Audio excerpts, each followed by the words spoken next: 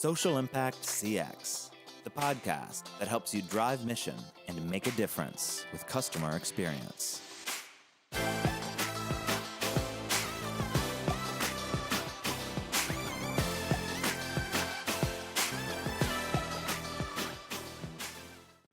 Hello, everyone, and thank you for joining me for Social Impact CX, the podcast. I'm John Corrigan, and I'll be your guide to how you can drive mission and achieve social impact with customer experience work.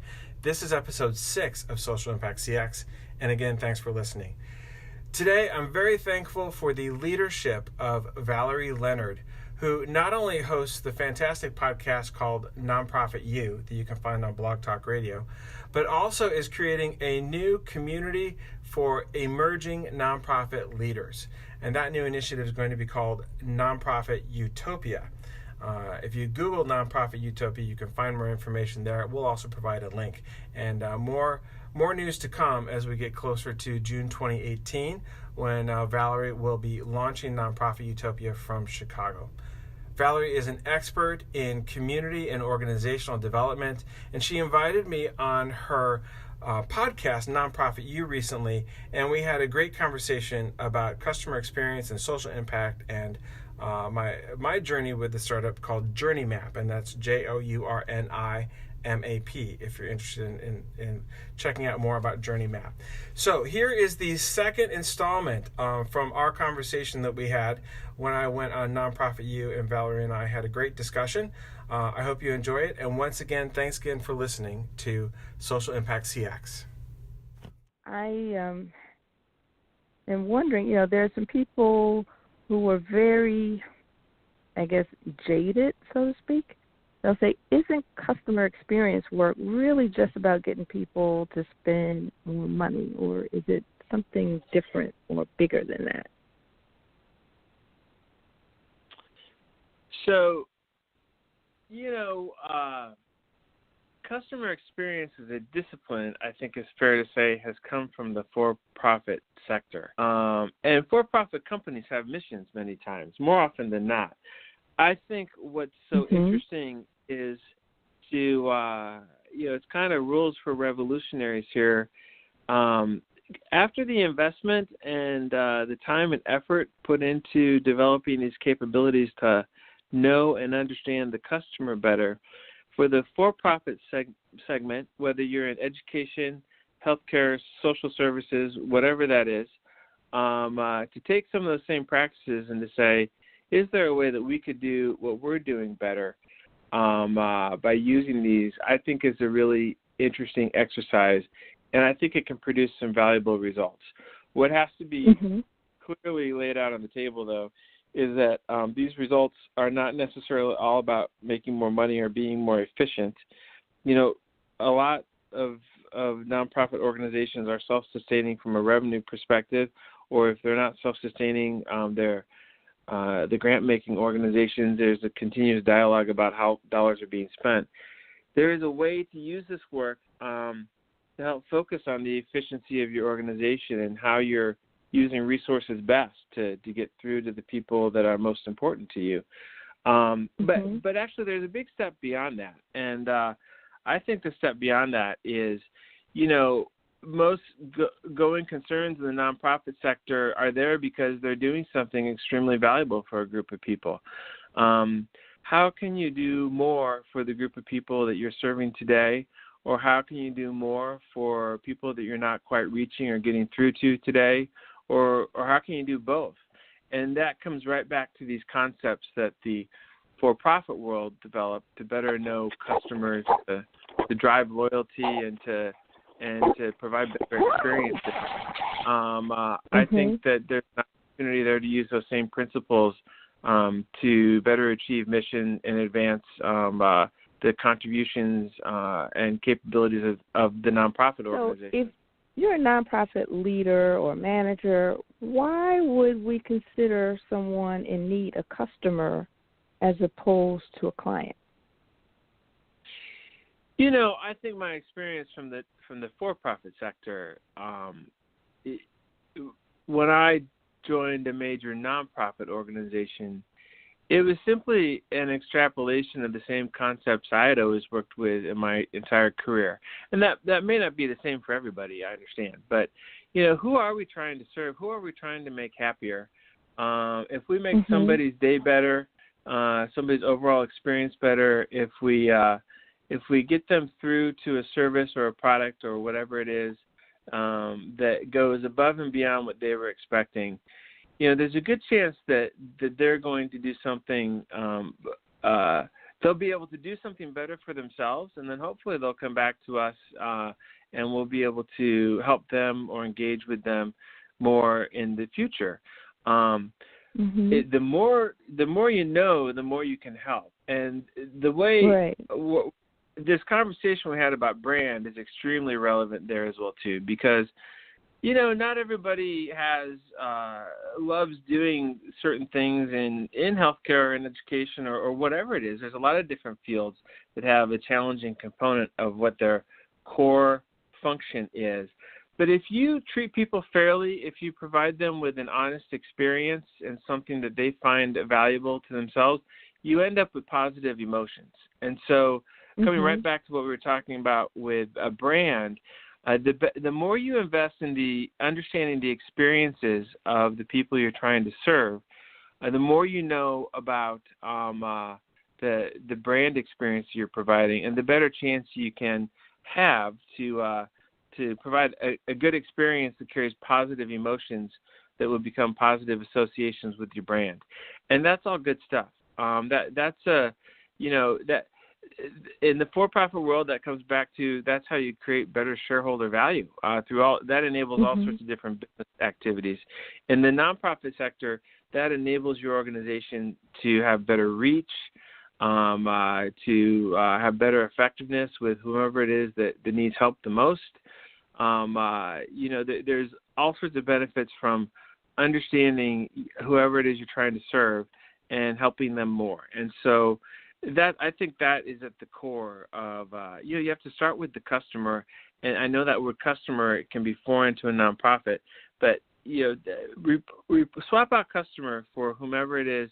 It's most important that, when you come in every day and you're trying to get something to somebody to provide them a better experience, who is that? And that's who you put in place of the word customer, and that's at the core of the concept here.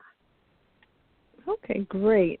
And I don't know if you had a chance to look at the slide deck that we have playing in the background as we speak. There were 3 slides, and these are examples, and I just want to stress that these are samples of what I've been able to pull from your blog. I mean, you literally have hundreds of slides in your slide deck.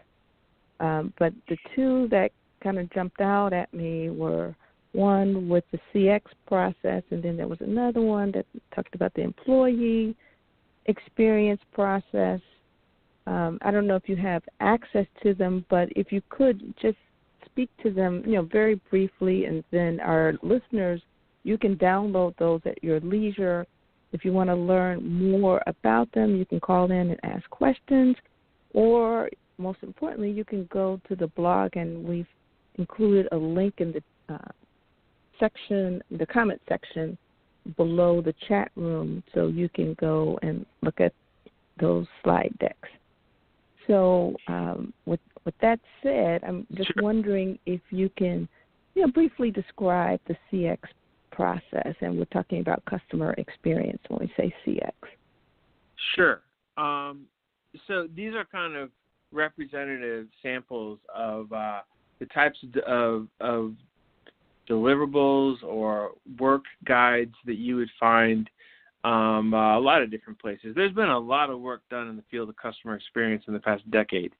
And this whole subject of mapping the customer's journey, getting to know the customer better so that you have empathy for them. Empathy is a core concept here. What's it like in the shoes of whomever it is you're trying to help? That's one of the most important concepts that all of this work hopefully gets you to, because at the end of the day, whatever you think your experience is from your view in the office or wherever you are, at the end of the day, what really counts is what does it feel like to be in the shoes of the person you're trying to help. And so, so the reason why you go out and map the customer's journey, and there are phases to that work. And I got to tell you, at the core here, anybody who is starting out in customer experience work, it done properly, it always starts with research.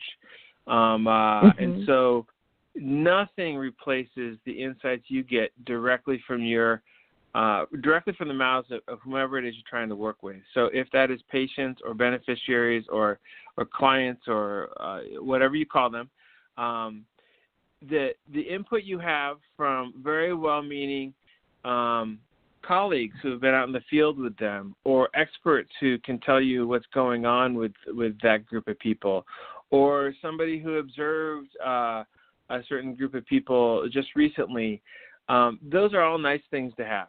At the end of the day, nothing replaces direct input from the actual people you're trying to serve. And so so that research that gets you to empathy, in customer experience, a lot of that research comes from a field called ethnography, and that's a big word, and nobody needs to really be an ethnography expert here. But ethnography is, the way I explain it as a layperson, is it's the type of research you do when you would sit across somebody's kitchen table from them and ask them about what their experience was. How did it feel like? What did they like? What did they not like? What was most challenging? What do you think about this? What do you think about that? At the core, that's the type of research that you're doing here. And so these findings you get from that type of research, which really allows you to understand from the person's perspective what's going on, it allows you to begin to get a different lens or a different view on what it is that you're doing, what's your offering. And so how does somebody come to their understanding of that? And so you begin to get these multiple, you can map those inputs back to different phases of a journey. And so customer journey mapping is a discipline that is coming forward that's really pretty important to understand how your stakeholder or your beneficiary, whomever that is, how they're experiencing the process from their perspective, because that's where you begin to find what's going well and what's not going well. And if you hire expensive consultants, they may very well tell you one of the first things you want to do is find out what you're doing to bug people and then stop doing it. And so that's actually a fairly common sense approach to that costs a lot of money, depending upon whom you ask to help you get to that finding. But actually, it's a hard thing sometimes for organizations. I think especially nonprofits, where everyone is well intentioned and everyone is doing what they're doing, whether it's because it's new and insight driven, or it's because it's just the way we've always done it, or whether it's because there's some parameter being shaped by another organization, like a school or a healthcare institution or whatever.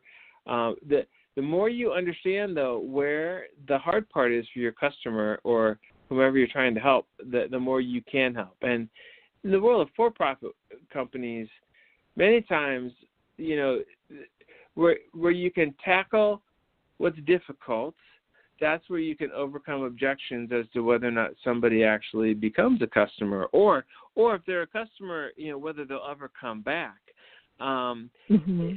What's fascinating too, though, is that where you see on the customer's journey something that they enjoyed, perhaps you actually brought some delight to them, or that you've provided an experience that they want to do again. In the for-profit world, many times those points in a customer's journey are used to begin to sell you more stuff, just like you had referenced earlier. Isn't this really about selling more stuff? Well, where people are happy, that's where you introduce upgrades or new products or complementary offerings or whatever. In the nonprofit world, where you find that you actually have made a connection with somebody and you've gotten through and they're enjoying something you're providing, what could you be doing to enhance the experience that's directly tied to your mission, enhance how much you're helping somebody?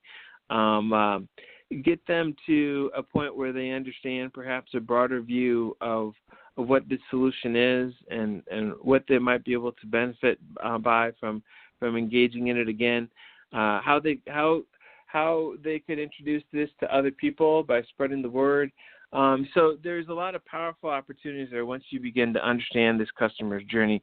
And that's what these slides are about. It's really understanding, if you start from a research-based perspective, which is absolutely critical. I touch on that in my book as well, too. And then if you understand how to lay out the kind of the phases that a customer goes through, or anybody goes through, it can be whatever person you're trying to help there. And then, always keeping in mind then, what is the strategic intent of your team, of your organization? And how do those things combine? It allows you to kind of level up and take a look at, what is the opportunity to maybe do something better where we could get through to more people. We could provide an even better experience. We could help more. And so I know that's a theme that keeps coming back, but that's really what this is all about.